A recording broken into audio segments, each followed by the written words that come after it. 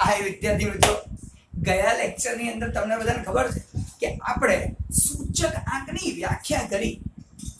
વ્યાખ્યામાં શું હતું? સૂચકાંક એ ટકાવારી ફેરફાર છે. કોનો? સાપેક્ષમાં થતો ટકાવારી ફેરફાર. જો બે ચલ રાશિની કિંમત આપી હોય એમાં ચાલુની સરખામણી આધાર સાથે કરીએ, કેવું? સાપેક્ષ ફેરફાર, અને એનો ટકા શોધી કાઢીએ એટલે સૂચકાંક મળી જાય. હવે આજે વિદ્યાર્થી મિત્રો આપણે એક દાખલો લઈએ. ઉદાહરણ નંબર 4, ઇંગ્લિશમાં કહેવાય ઇલસ્ટ્રેશન 4. ઉદાહરણ 4 જે મે 21 માં પૂછાઈ ગયો, એ જ દાખલો આપણે લેવા જઈ રહ્યા. હવે એ દાખલામાં છે શું? ખરેખર સૂચકાંક જ છે. સૂચકાંકની રીત પૂછી છે તો શું કીધું છે? પરંપરિત આધારે સૂચકાંક ગણ. હવે આ સાહેબ પરંપરિત આધારનો સૂચકાંક એટલે પાછું શું? તમને યાદ કરો, સૂચકાંક એટલે શું? ચાલુની સરખામણી આધાર સાથે કરવી. તો જે ચાલુ વર્ષ, ચાલુ મહિનો કે ચાલુ જે માહિતી આપી છે એની આધાર સાથે સરખામણી કરીને ગુણ્યા 100 કરો એટલે સૂચકાંક મળી જાય. હવે તમને કહેવાય છે પરંપરિત આધારે સૂચકાંક. તો આજે આપણે જે ચર્ચા કરવાના છીએ એ બે રીતે કરવાના છે. એક અચલ આધારની રીતે સૂચકાંક અને બીજું પરંપરિત આધારની રીતે સૂચકાંક. હવે વિદ્યાર્થી મિત્રો, પહેલા હું તમને અચલ આધાર સમજીશ. જો આ દાખલો જે છે ને, ઉદાહરણ 4, એની અંદર પરંપરિત આધારે પૂછ્યું. જે મે 21 માં પૂછાયો હતો ને એમાં પરંપરિત આધારે પૂછ્યું, પણ હું એક દાખલામાં બધું આવી જાય એવું કવર કરું. તો જુઓ, આટલો જ આપણે દાખલો ગણવાનો છે, પરંપરિત આધારે સૂચકાંક. પણ પહેલા સમજાઈશ અચલ આધારે સૂચકાંક.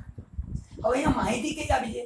શેરના બંધ થતા ભાવ આપેલ છે જુદા જુદા મહિનામાં. જાન્યુઆરી મહિનામાં 22 રૂપિયા બંધ થયો શેરનો ભાવ, માર્ચ મહિનાનો બંધ થતો ભાવ, મે મહિનાનો બંધ થતો ભાવ, એમ છેલ્લે નવેમ્બર મહિનાનો બંધ થતો ભાવ. દર 2 મહિને શેરના બંધ ભાવ આપેલા છે. હવે આ બંધ થતા ભાવ આપણી જોડે છે. હવે સમજીએ આગળ શું કહે છે કે પરંપરિત આધારે સૂચકાંકની ગણતરી કરો. પણ હું પહેલા સમજાઈશ અચલ આધારે સૂચકાંક. સમજો, અચલ આધાર, આધાર એટલે નીચે જે ભાગાકારમાં લખતા થાય, અને અચલ એટલે કે જે બદલાય નહીં તેવું. તો જે બદલાય નહીં તેવો આધાર લઈને દાખલો ગણો એવું કહે છે ભાઈ. તો આપણે પહેલા લઈએ અચલ આધારે સૂચકાંક. એમાં બે ભાગ પડે. પહેલો સામાન્ય ગણી. આ ચોપડામાં અહીંયા છે નહીં, શીખવાડવા માટે ગણાઈ રહ્યો. તમને એમ કે જાન્યુઆરીને આધાર લઈને સૂચકાંક શોધો. તો અહીંયા જાન્યુઆરી મહિનાને એટલે કે જાન્યુઆરી મહિનાની આ કિંમત 22 જે છે એને આધારે સૂચકાંક ગણો એવું કહેવા માંગે છે. તો ગણી નાખીએ ભાઈ, ફટાફટ સૂચકાંક ગણાશે.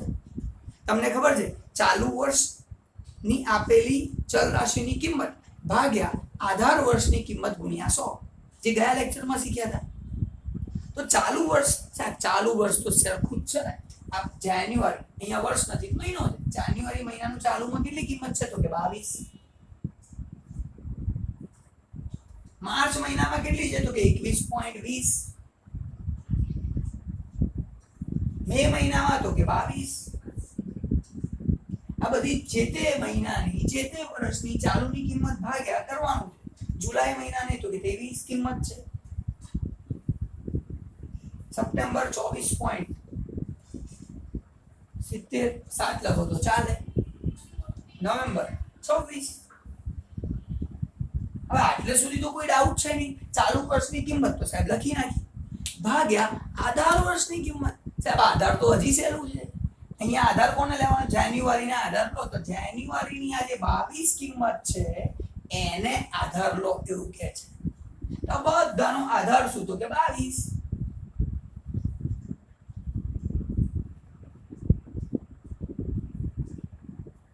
હવે આ ભાગાકાર કરી તો મળે શું?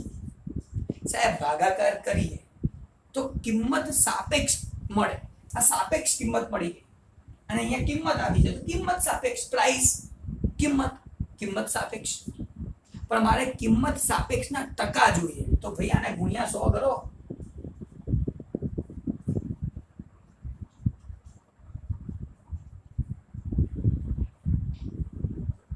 તો કિંમત સાપેક્ષને ગુણ્યા 100 કરો તો આ બધી ટકાવારી મળી ગઈ, અને આને કહેવાય સૂચકાંક. અચલ આધારની રીતે સૂચકાંક. સાહેબ આધાર વર્ષ બધામાં 22 રહ્યો, અચલ રહ્યો, કોઈ ફેરફાર ના થયો, માટે અચલ આધારની રીતે સૂચકાંક મળી ગયો. અચલ આવડે તો પરંપરિત સહેલું લાગે ને ખબર બી પડી જાય શું છે. ચલો અચલ આધારમાં બીજી રીતે પૂછાય તો કેવી રીતે આમ કેવી રીતે ફેરવીને પૂછે. એવું કહી શકે મેં બનાવેલું જુઓ, મે મહિનાની અને નવેમ્બર મહિનાની સરેરાશને આધાર લઈને ગણો આપ્યું હશે એવું. મે મહિનો અને નવેમ્બર મહિનાની સરેરાશને આધાર લઈને સૂચકાંક શોધો, સૂચકાંકની ગણતરી કરો. તો જો મે મહિનો, સાહેબ મે મહિનો એટલે 22 અને નવેમ્બર મહિનો એટલે 26. તો મે મહિનો એટલે 22, નવેમ્બર મહિનો એટલે 26, એની સરેરાશ એટલે ભાગ્યા 2, 2 ની સરેરાશ ભાગ્યા 2 તો 22 + 26 સાહેબ 48 ભાગ્યા 2, 48 ભાગ્યા 2 કરો એટલે 24 જવાબ આવે. તો 24 ને આધાર લઈને સૂચકાંકની ગણતરી કરો. કારણ કે અચલ આધાર એટલે શું? આધાર બદલાય નહીં. તો ગણી નાખી. તો ફરી ચાલુ મહિનાની કિંમતો તો સરખી જ રહેવાની. પહેલા મહિનાની 22, 21.20, 21.2 લખો તો ચાલે. ફરી 22, 23, 24.70 એટલે કે 7 અને 26. આટલું તો ફિક્સ થઈ ગયું કારણ કે ચાલુ વર્ષની કિંમતો છે, એને આધાર સાથે સરખાવો છે. સર અહીંયા આધાર સરખો છે, અચલ છે 24, તો બધાનો આધાર 24.